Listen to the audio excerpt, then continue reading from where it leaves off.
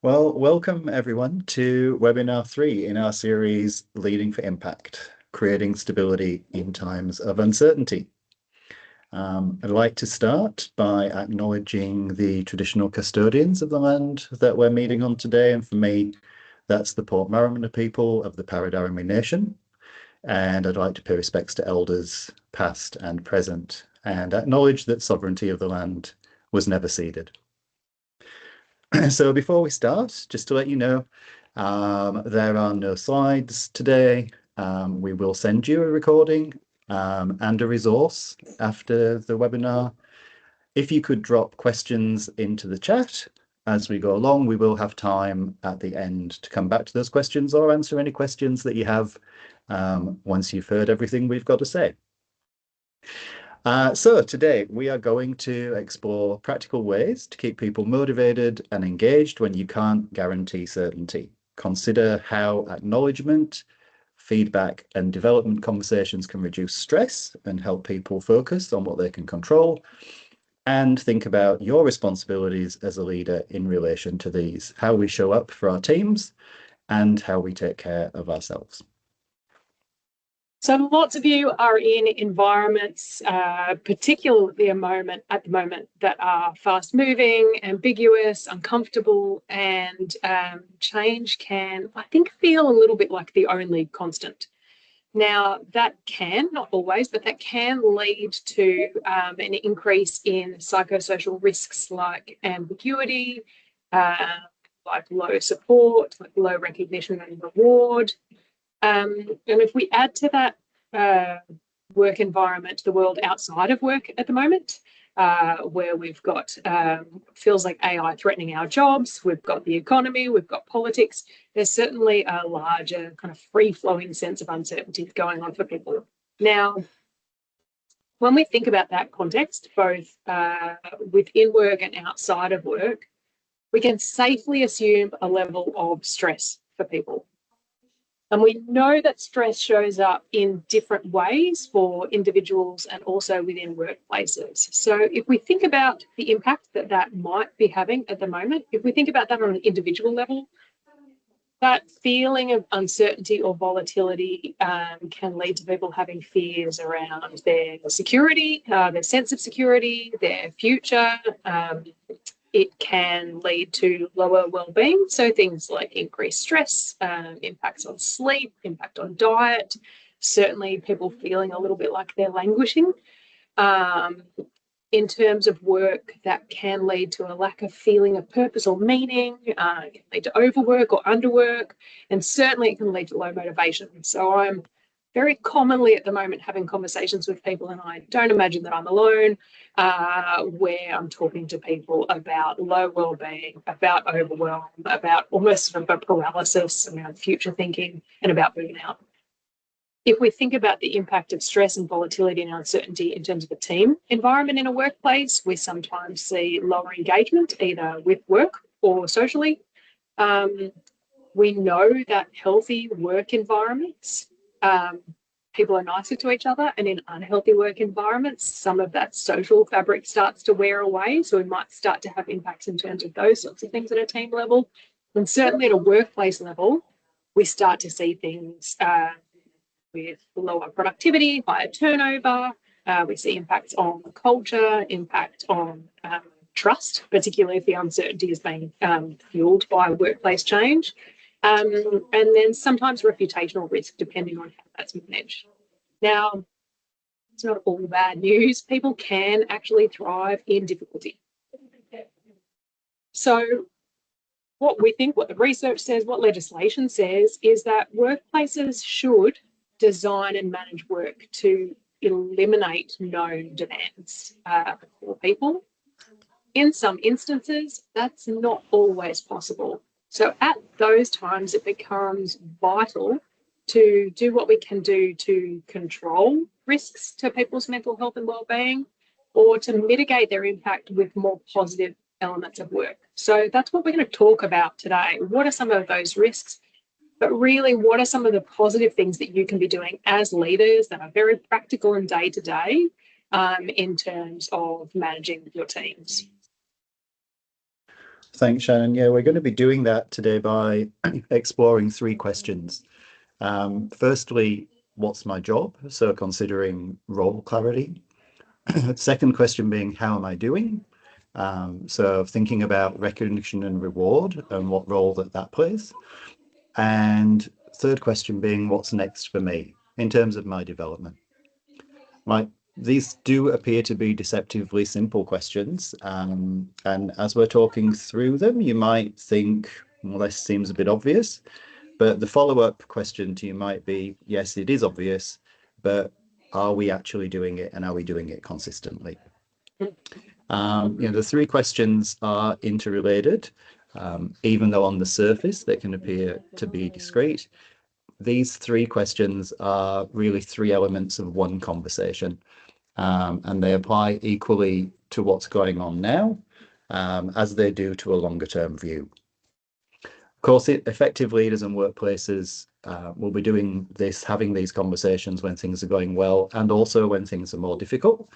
But when things feel volatile or uncertain, these might not naturally be top of mind.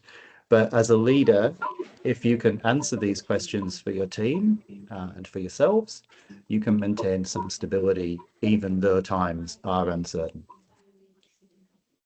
So maybe let's start with question 1. Seems like a reasonable place to start. So we're thinking about framing this as, what is my job? So if we were to map that with psychosocial factors, we're thinking about role clarity, really. Now, role clarity, or what's my job, 20 years ago would have been, what's on your position description? So what are your responsibilities and your accountabilities, and how do they contribute to organisational goals? Your position description 20 years ago would likely have related to an annual plan, and you probably could have anticipated in February what you'd be working on in September. Now, that is obviously, in the vast majority of cases, no longer the world that people are working in. Now, the definition of role clarity hasn't changed. We're still answering questions of what are my responsibilities and what are my accountabilities and how do they contribute to organisational goals. But of course, in modern work, roles are dynamic. So think about people working on multiple projects, or having multiple reporting lines, or taking on tasks that aren't typically part of their role. If we think about changing deadlines, changing priorities, sometimes unclear direction or unclear instruction. If that sounds familiar to you as a leader, then your role in maintaining clarity might be a far more iterative and continuous process than it historically would have been. Now, really critically, role clarity doesn't mean promising certainty that you can't control. But as a leader in periods of change or uncertainty, we have to make choices about what we focus on, or the workplace might make those decisions for us. So we really need to identify and clearly communicate 2 things. The first of those things is priorities, and the second is workload. So if we think about priorities, that might be, during periods of uncertainty, what is most important in the short term. So instead of being an annual conversation, that might be, what's most important this week? What's most important this month? In terms of priorities, we might also be, as leaders, trying to think about and communicate what good looks like right now. Again, this week or this month, even though that actually might change again. The second part attached to priorities is workload. So as leaders, if we can think about what can be paused or deprioritized so that people don't feel burdened beyond what they already are. If we can make sure that instructions and explanations are provided as to why roles and responsibilities and tasks have been allocated in the way they have. And then also ensuring that expectations are clear and understood. So not assuming that people are understanding why we're assigning work and what their tasks are, but checking for meaning and checking for understanding there. Now, there's a bunch of benefits to doing that, particularly during periods of uncertainty, that if we can maintain clarity around priorities and we can maintain clarity around workload, we can provide a degree of certainty. When we can do that, that might feed into a sense of autonomy and a sense of mastery. And it also might reduce duplication of efforts, which often leads to things like conflict. Yes, thanks, Shannon. I think, critically, one of the risks during times of uncertainty is, we're being responsive to changing circumstances, but it can appear to our teams that maybe we don't know what we're doing or where we're going, or what we want. So I think just really amplifying what Shannon said there, it is important that we are clear about what is for now or for this month, to be transparent about what we know, but also what we don't know. And I think, it's a cliche, but what we don't know yet, because that also helps to build confidence in us as leaders. Mhm. I think when things change, being really open about why they're changing, and what that means for the team, and celebrating what has been achieved, particularly if, and I think this is really important, if it's work that's been left behind or deprioritized. Yes. We really want to avoid people having the sense that what they've been doing has no value. Now, to do all this, it's really important that you have oversight of the whole team. So that means being seen and being available, even when you may be feeling more pressure yourself as a leader. It's really important to stay in touch and have regular communication and contact, be that through one-on-one meetings or team meetings, because it really does critically give workers the opportunity to raise any concerns they have about conflicts in their role or their responsibilities. It also means, sorry to interrupt, it also means that as a leader, you've got an overview of what's happening. You can gauge the mood on site, you're watching people's work, so you can act quite quickly to resolve things that need to be resolved. Particularly when people are uncertain and there's speculation and rumors, that you can address those things earlier rather than later tends to be more effective. Yeah, absolutely. I think critically as well, during periods of uncertainty, trustworthiness is a really big deal. If you want people to trust you, you have to be trustworthy. So we're talking, about being, demonstrating your competence as a leader. So stepping into the role rather than retreating away from it. Being reliable. If you say you're going to do something, then make sure you do it, and you do it when you say you're going to do it. Acting with integrity. And I think in the context of leading through uncertainty, that really looks like honesty and transparency, and showing compassion. So showing genuine care for the people who you're leading. Sorry, I'm going to jump in again. Yeah. The other thing that sticks out to me there, which is, John will hate me for saying this, but is inconsistency. So, those of you who have attended our workshops before know that I used to work for John, and that one of the most containing, lovely, safe things about reporting to John was that we were in a very high demand environment, that he was the same manager at 10 o'clock on a Tuesday morning as he was at 4 o'clock on a Thursday afternoon, and you knew what to expect. And so alongside that sort of calm and compassion and integrity, you were able to anticipate, and we know that that makes people feel safer, both within work and outside of work, particularly when, things around you or outside of you feel like they're a little bit on fire. Having a little pocket of consistency can feel really safe for people. Sorry, John. Oh, that's okay. I think that idea of safety actually is a really important one. And your role as a leader in maintaining that sense of safety, how you show up is really important in that regard. So knowing how you respond to stress, so physically or emotionally, what does stress look like for you, and having strategies in place so that you can manage it so it doesn't flood out into your team. Remembering that your job is to lead. So all eyes are on you, particularly when things are unclear and uncertain. So really having a heightened awareness as a leader of what you say and how you say it, considering really your mood and the mood that you're taking into work, your level of energy, all this is being observed, even how you are physically.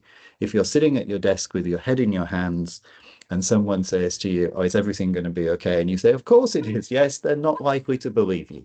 So think really about the fact that you are being watched really closely.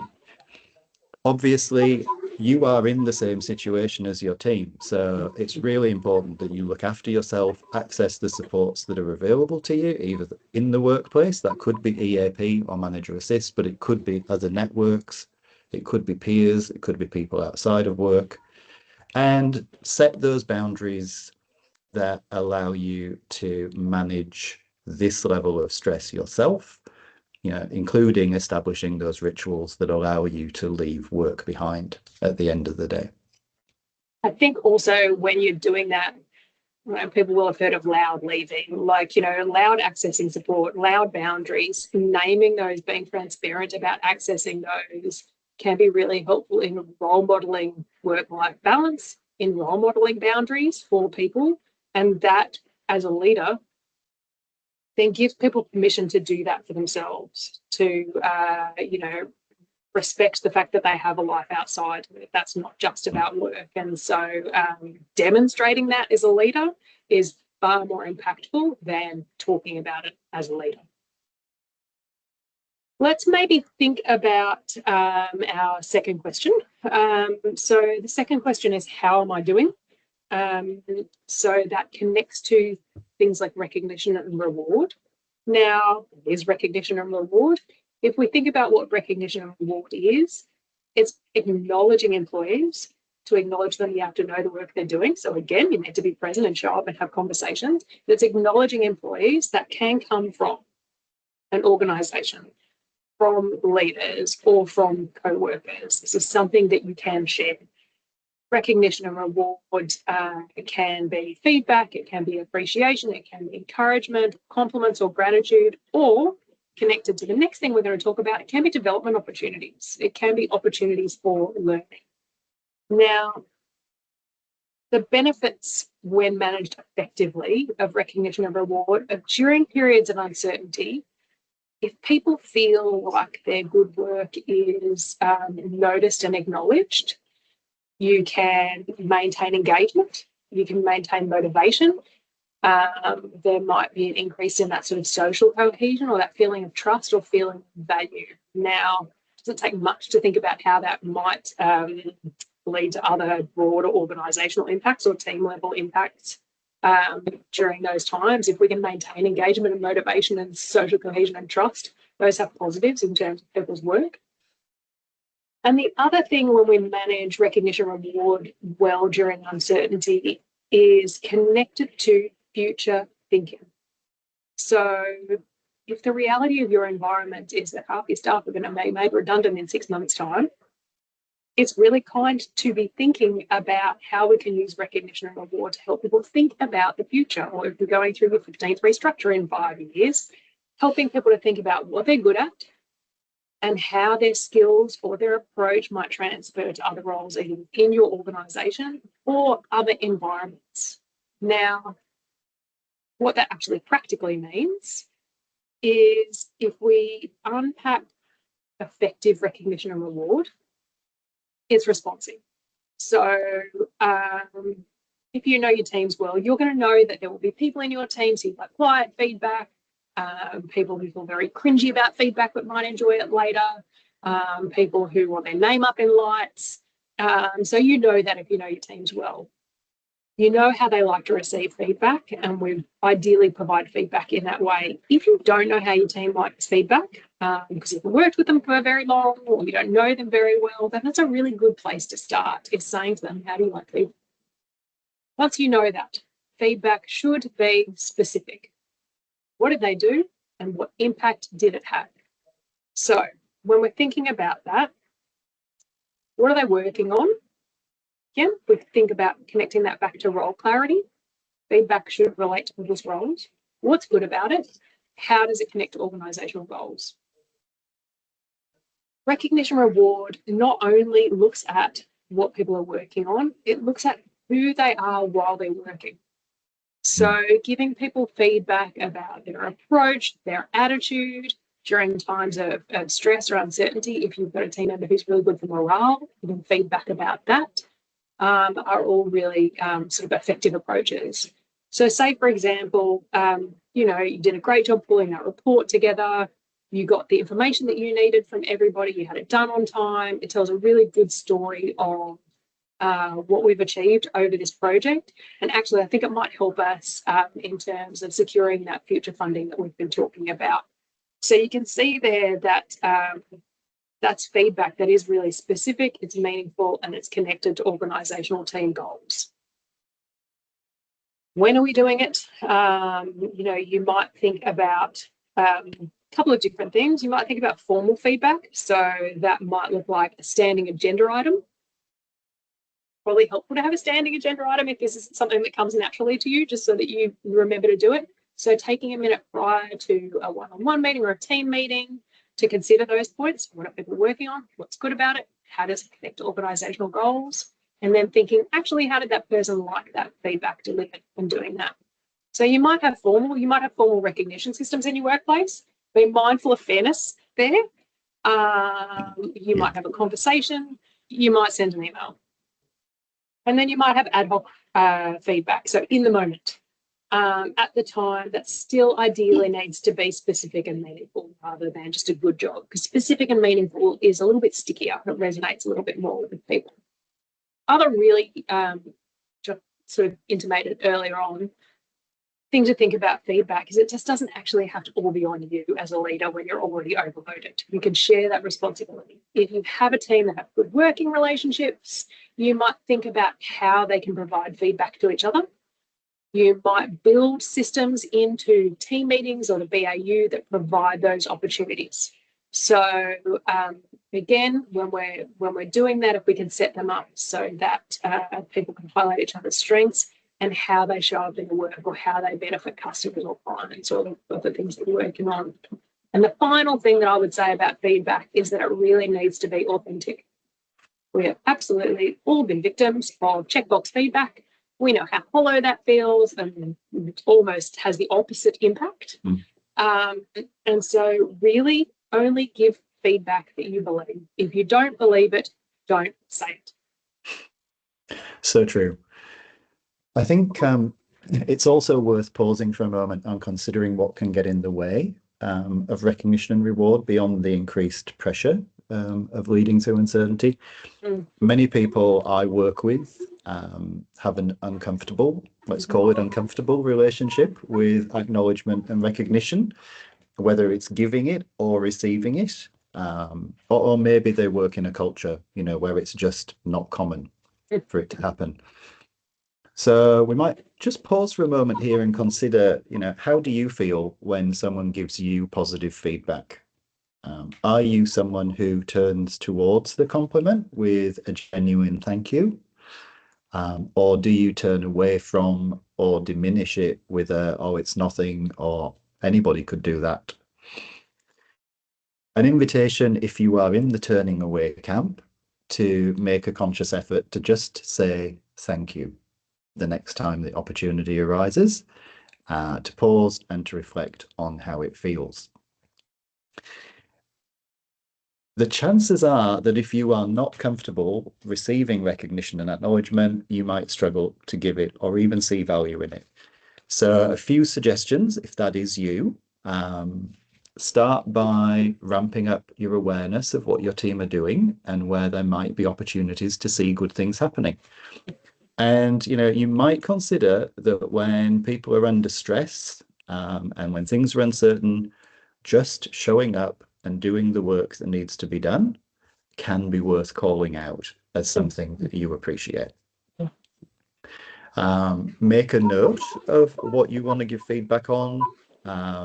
If saying something in the moment feels too difficult, take the time, as Shannon said, to plan what you'll say in a way that feels okay and authentic for you. The whole thing might feel like a bit of a cringe, but it's highly likely that it won't be received that way. And if it helps, remind yourself that this is actually not about you, it's about your team. It also, it might feel cringe for both of you. I absolutely would go cringe and want to shut that down if somebody gave me feedback. And it would be very uncomfortable in the moment. but I'll be honest and say that actually I will really enjoy it quietly, privately later. And so even though it's a bit awkward, you might want to feel a fear and do it anyway. Yeah. Yep. And to add to that, I think remember too, the positive benefit in noticing good work and providing acknowledgement. You can't predict how people are going to respond. It may be about how they prefer to receive feedback, and it might just be contextual. They might just be feeling overwhelmed, flat, exhausted.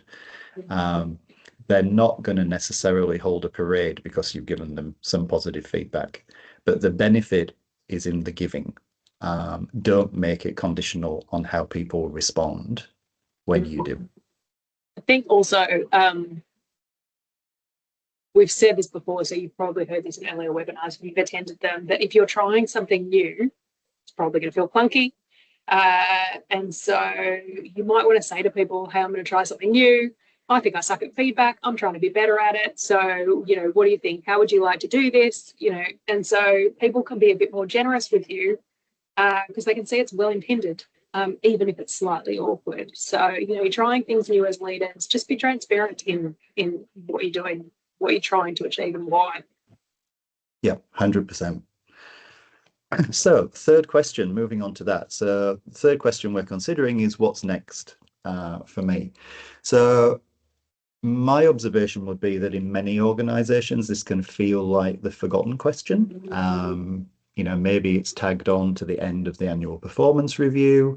And even then, maybe not followed through on in the same way that goals and KPIs are when we think about regular review. Often we think of development as being focused around training. Of course, the reality is that it's much broader than that. It can include mentoring relationships, being included in a project team, maybe being invited to present, shadowing someone in a different team, maybe being invited to think critically about the way your work is designed and managed and asked for feedback about that, or taking on additional responsibility. I think probably if we just think about branding, it's just development's an opportunity to learn something. So, if we think broadly about that, it's probably helpful. Yeah, exactly. I think critically, and maybe this is why it feels like the forgotten question, I think the opportunities that arise for development, they tend to just happen opportunistically in the course of work rather than as planned development, even more so maybe when things are in flux and we need to be moving responsively and moving people to do different work or fill gaps. So I think as leaders, the things that we need to have in mind and be sort of quite proactive about in this situation, really recognizing and identifying opportunities to our team members as development. And maybe it will be because of team restructuring or redeployment or shifting priorities. But naming it, I think, can really help. And, having the conversation about not only the task or the opportunity at hand, so what needs to be done now, but how it fits into someone's strengths. So that's the link back to how am I doing, or as the next logical step for them to take. So we might go from saying, we need someone to join that project group and, it's you, to saying, I'd like you to join that project group as a development opportunity. So let's name it. It'll give you exposure to a new area and the opportunity to work with people from different teams. I think if we can do that, what's next becomes a part of the same conversation we're having with people about role clarity, them understanding what their job is and what they need to do now, and how they're doing. A couple of things I think during periods of uncertainty where people might be feeling flat, negative, ineffective, disengaged. It's a time also, in contrast to that, where people might have to be imagining a different life for themselves. So, if redundancies are on the horizon, if restructures are happening, if there's uncertainty, You've got a degree of stress, and you've also got people thinking, do I need to apply for jobs? What jobs am I applying for? I feel quite tired. I can't really be bothered applying for jobs at the moment. Now, when we're under stress, our thinking narrows.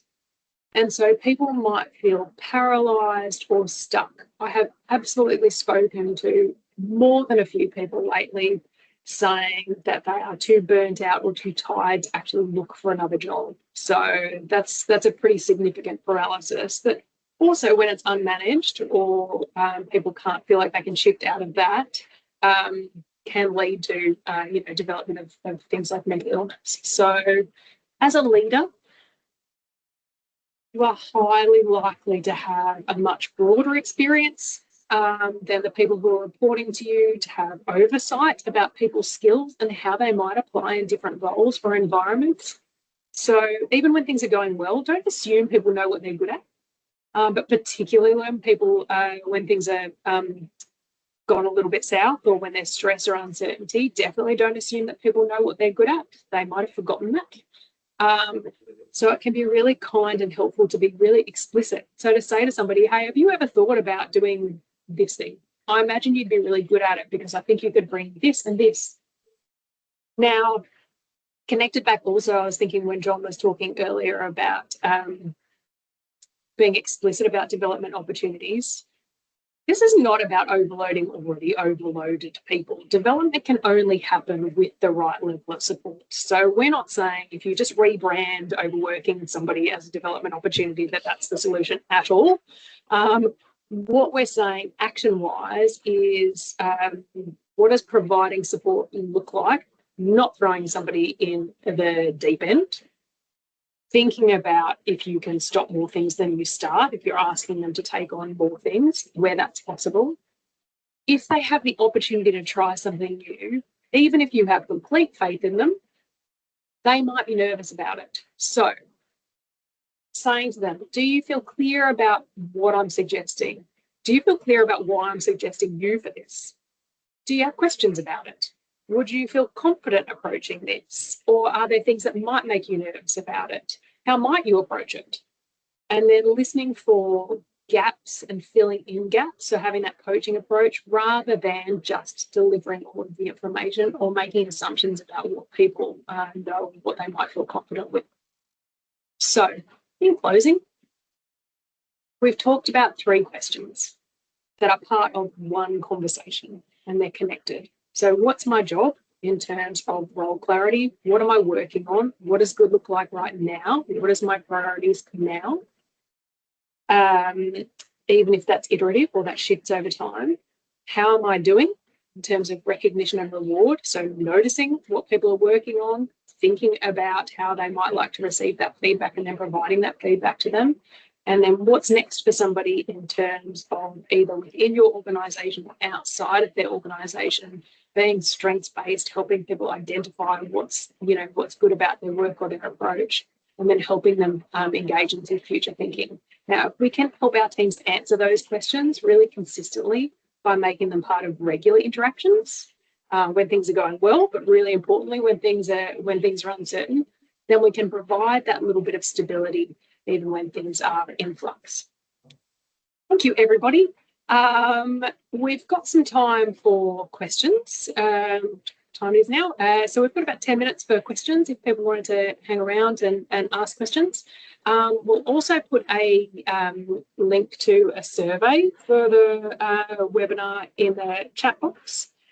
And the session's been recorded, so that'll go up on YouTube in a few days, but we'll also send that through a link in an email to you along with a resource. Now that resource will point out some of the things that we've talked about and also help you think about some things that you might put in place over the next couple of weeks relating to what we've talked about. So thank you, everybody.